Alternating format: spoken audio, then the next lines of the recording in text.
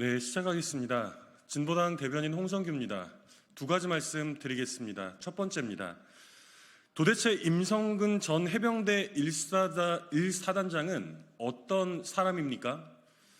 국방부 조사본부의 첫 보고서에서도 최상병 사망사건 관련하여 임성근 당시 해병대 1사단장의 범죄 정황을 명시했던 것으로 확인되었습니다. 13쪽짜리 문서 중에서 무려 4쪽에 걸쳐서 임성근 전 사단장이 안전대책 수립 및 안전장비 준비 등을 할 수 없게 했고 수색 현장의 안전 업무를 회방했다고 적었습니다. 작년 7월 실종자 수색 작업 지원 요청을 받고도 뭉개던 임 전 사단장은 윤석열 대통령이 경북 예천 폭우 피해 현장을 방문하던 날 부랴부랴 수색 출동을 지시했던 것으로 드러났습니다. 그러나 이 모든 혐의는 최종 보고서에서 전부 삭제되었습니다. 그리고 그 사이 대통령을 필두로 대통령실과 국방부, 해병대 사령관까지 총출동하여 임성근 구하기에 매진했던 것으로 보입니다. 피혐의자가 될 임성근 사단장에 대한 상식적인 분리파견 인사 조치가 갑자기 취소되고 느닷없이 소급 휴가 처리되기도 했습니다. 최상병과 박정훈 대령을 거쳐 이종섭과 김계환, 윤석열 대통령으로 향하던 우리 국민들의 관심의 초점이 이제 임성근으로 모아지고 있습니다.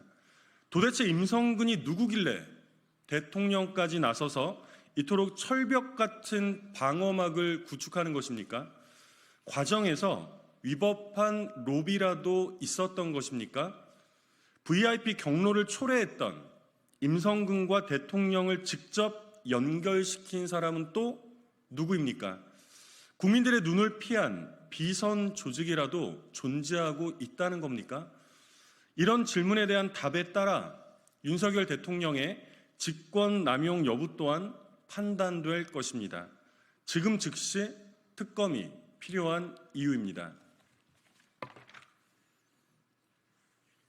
두 번째입니다. 최저임금위원회, 도대체 무엇을 감추고 싶은 것입니까? 어제 열린 최저임금위원회 전원회의에서 회의를 투명하게 공개하자는 노동자위원회 요구를 사용자위원과 공익위원 모두가 거부했습니다. 회의를 공개하면 갈등이 증폭된다는 것이 거부의 이유인데 그야말로 지나가던 소가 웃을 소리입니다. 해마다 강한 반발과 갈등을 초래했던 진짜 이유야말로 밀실에서 진행된 독단적이고 비상식적인 논의들 때문 아니었습니까? 무엇보다 대한민국 국민의 절대 다수를 차지하는 우리 노동자들은 자신의 임금이 어떻게 결정되는지 똑똑히 지켜볼 권리가 있습니다.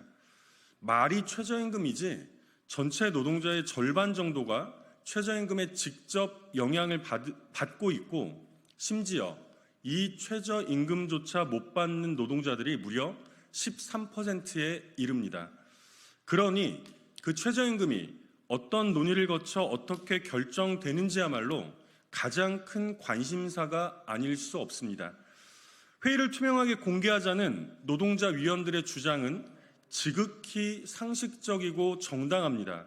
오히려 우리 국민들 앞에 이 모든 논의들이 투명하게 공개될 때 최저임금을 업종별로 차등 적용하자느니 고임금도 포함되었으니까 비혼 단신 근로자 실태 생계비를 자료로 사용하기에 적절하지 않다느냐는 온갖 비상식적인 궤변들도 사라지지 않겠습니까?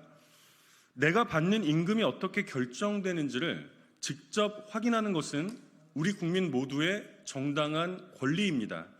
최저임금위원회의 모든 논의를 투명하게 공개하십시오. 이상입니다.